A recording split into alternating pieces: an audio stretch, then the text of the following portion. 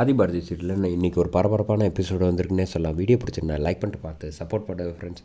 ஆதி வந்து துரையை பார்த்துட்டு மாடிக்கு ஏறுறாங்க. அந்த சமயத்தில் ஸ்வேதா வந்து கத்துறாங்க, ஏன் வந்து நீ உண்மையை சொல்லாமல் இப்படி மறைச்சிட்ட அப்படின்னோடனே, எப்பா என் வாழ்க்கையில் இவ்வளோலாம் நான் பயந்ததே இல்லை யாருக்கும்னு நினச்சேன். இதுக்கு முன்னாடி அவன் அடிச்சிருக்கான் போயிருக்கான், இதுக்கப்புறம் நான் அவன் விஷயத்தில் பக்கம் கூட நான் பார்க்க மாட்டேன். ஆளை விடுங்க, எனக்கு கொஞ்சம் நிம்மதியாக தூங்கணும் அப்படின்னு சொல்லி, நீ என்ன இவ்வளோ பயந்தாங்குழியாக இருக்க, உன்னெல்லாம் நான் வீட்டுக்கு அழைச்சிட்டு வந்தேன்றது தப்பு அப்படின்னு. அவங்ககிட்ட அடி வாங்குறதுக்காக மட்டும்தான் நீ என்னை திட்டம் போட்டு அழைச்சிட்டு வந்தீங்களா?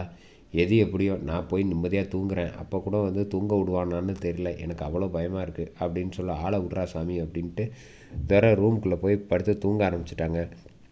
இவன் என்னப்பா இவனை பெருசாக நம்பிக்கிட்டு இருந்தான், இவன் இந்த பயப்படுறான். அவன் சரி விடுமா, எதுவாக இருந்தாலும் அப்புறம் பார்த்துக்கலாம் அப்படின்னு சொல்லிட்டு மேலே வந்து ஆதி போகிறாங்க. பாரதி செம கோவத்தில் உட்காந்துருக்காங்க. ஆதி, நீங்கள் வந்து என்ன பண்ணீங்க? துரைக்கிட்ட வந்து இப்படிலாம் வந்து பண்ணதுன்னு நான் நினச்சி கூட பார்க்கல அப்படின்னு சொல்லிகிட்டு இருக்காங்க. என் பொண்ணுக்கும் சரி என் பொண்டாட்டிக்கும் சரி ஏதாவது ஒரு பிரச்சனைன்னு வந்தால் நான் சும்மாவே விட மாட்டேன். தேவையில்லாத வேலையிலலாம் இத்தனைக்கும் நான் அவன்கிட்ட சொல்லி வச்சுருந்தேன். அப்படி இருந்துமே அவன் வந்து கேட்கலன்னா மேற்கொண்டு வந்து அவனுக்கு பயம் விட்டு போயிடுச்சு. அதனால தான் அவனை வந்து நான் இப்படி வம்பிழுத்தேன் அப்படின்னு சொல்லிடுறாங்க. அதுக்கப்புறம் கரெக்டாக பாரதிக்கு ஃபோன் வருது. ஃபோன் வந்தோடனே அந்த பக்கம் ரத்னம் வந்து பேசுகிறாங்க. என்ன ஆச்சும்மா, எப்படி இருக்க, நல்லா இருக்கியா? நாளைக்கு வந்து வாசுவோட நினைவு நாள் வரேன் இல்லை அப்படின்னோடனே, நிச்சயமாக வரேன் மாமா, நீங்கள் ஒன்றும் கவலைப்படாதீங்க அப்படின்னு. ஆதி தம்பி பக்கத்தில் இருந்தால் ஃபோனை கொடுன்னோன்னே ஆதிக்கிட்ட வந்து பேசுகிறாங்க. இது மாதிரி நாளைக்கு நீங்களும் வரணும் அப்படின்னோடனே, நான் வந்துடுறேன் அப்படின்னு சொல்லிட்டு ஃபோனை வச்சிடுறாங்க. ஆனால் ஆதியோட மனசு பூரா வந்து வாசு தான் ஞாபகம். எப்படி நான் வந்து இப்போ பார்க்குறது, இதெல்லாம் சொல்கிறது, எனக்கு மனசுக்கு வந்து ரொம்ப கஷ்டமாக இருக்கே அப்படின்னு சொல்கிறப்ப, பாரதி நீங்கள் கிளம்பி போங்க, நான் நாளைக்கு வந்துடுறேன் அப்புறமேட்டுக்கு கொஞ்சம் வேலையெல்லாம் முடிச்சுட்டு அப்படின்னு சொல்கிறாங்க. சரின்ட்டு ஆதி வந்து பாரதி வந்து ரத்னம் வீட்டுக்கு வந்து கிளம்பி வந்துடுறாங்க. வந்தோடனே, மாமா என்னம்மா நீ மட்டும் வந்திருக்க, தமிழை காணுமே அப்படின்னா, தமிழ் அவன் ஃப்ரெண்டு வீட்டுக்கு போயிட்டு வந்துடுறேன் அப்படின்னு சொல்லிட்டு ஊருக்கு வந்து இறங்கினோடனே ஃப்ரெண்டு வீட்டுக்கு பார்க்க போயிட்டா. தாத்தாவை கூட பார்க்காம வந்து ஃப்ரெண்டு வீட்டில் போய் விளாடுற அளவுக்கு ஆர்வமாக இருந்திருக்காளா? சரி விடு. ஆதி வந்து ஃபோன் பண்ணுறாங்க. யார்? ஆதி தம்பியா? சரி அப்படின்னு. இதோட நீங்கள் 10-15 தடவை கால் பண்ணிட்டீங்க ஊர்லேருந்து இங்கே வரதுக்கு, அதுக்கு பேசாமல் நீங்களே கூட வந்துருக்கலாம்ல அப்படின்னு. பரவாயில்ல வந்துடுறேன் அப்படின்னு சொல்லிட்டு ஃபோனை வச்சிடுறாங்க. இப்போ விடவே மாட்டேங்கிறாரு, அவ்வளோ பாசமாக இருக்கார் அப்படின்னோடனே, ஆமாம் அந்த தைரியத்தில் தாம்மா நான் இங்கே நிம்மதியாக வந்து உட்காந்துருக்கேன் அப்படின்னு சொல்கிறாப்புல ரத்னம். கரெக்டாக வந்து மணி வாசலில் வராங்க.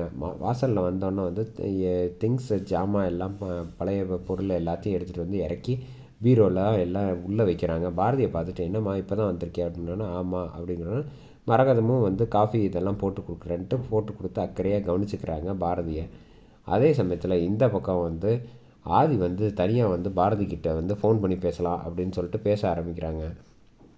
பாரதி வந்து இங்கே வாசு ஃபோட்டோ முன்னாடி பார்த்துட்டு, அப்போ தான் வந்து நீ இல்லாமல் வந்து எனக்கு ரொம்ப கஷ்டமாக தான் இருந்துச்சு, ஆனால் ஆதி வந்து என் வாழ்க்கையில் வந்ததுக்கப்புறம் நான் அவ்வளோ சந்தோஷமாக இருக்கேன், இது எல்லாத்துக்கும் காரணம் நீ தான் வாசு அப்படின்னு நினச்சி பேசிகிட்டு இருக்கப்போ கரெக்டாக ஆதி வந்து லைனில் என்ன ஆச்சு அப்படின்னோடனே, இல்லை நான் வாசு ஃபோட்டோ பார்த்து பேசிகிட்டு இருந்தேன் அப்படின்னா, சரி இருக்கட்டும், நீ ஒன்றும் கவலைப்படாத, என் மேலேயும் சரி நீங்கள் நம்ம பொண்ணு மேலேயும் அவ்வளோ அன்பு அக்கறை எல்லாமே இருக்கே, எப்படி உங்களுக்கு அப்படின்னு கேட்டோன்னே, இது என்ன பாரதி, இதெல்லாம் ஒரு கேள்வியா?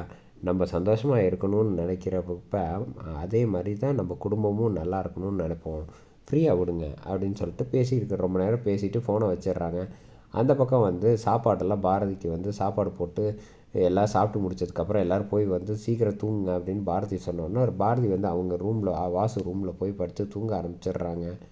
இந்த பக்கம் யாருக்கும் இல்லைன்னொன்னா சத்தம் போடாமல் அந்த பீரோக்குள்ளே வந்து அந்த 50 லட்சம் காசு வச்சுருக்காங்கல்ல, மணி வந்து அந்த காசை வச்சுட்டு அதுலேருந்து எடுக்கிறத வந்து கரெக்டாக வந்து ரத்னம் வந்து பார்க்குறாங்க. என்ன நம்ம மாப்பிள்ளை ரொம்ப நல்லவர்னு நினச்சோம், கடைசியில் பார்த்தா இவ்வளோ கட்டுக்கட்டாக இருக்கே, என்னவா இருக்கும் அப்படின்னு சொல்லிட்டு பதட்டத்தில் வந்து லாக் கூட பண்ணாமல் போயிடுறாப்புல. ரத்னம் அந்த ரூம்குள்ளே வந்துட்டு டோரை வந்து திறக்கிறாங்க. திறந்து மாப்பிள்ளை என்ன இவ்வளோ அவசரமாக டோரை கூட பூட்டாமல் அப்படி என்ன விஷயம் வச்சுருக்காருன்னு பார்த்தா அந்த 50 லட்சம் காசை பார்த்துட்டு ரத்னம் அதிர்ச்சி ஆகிறான். இனி நம்ம சும்மா விடக்கூடாது, மாப்பிள்ளைகிட்ட எப்படி வந்துச்சுன்னு கேட்கணும்.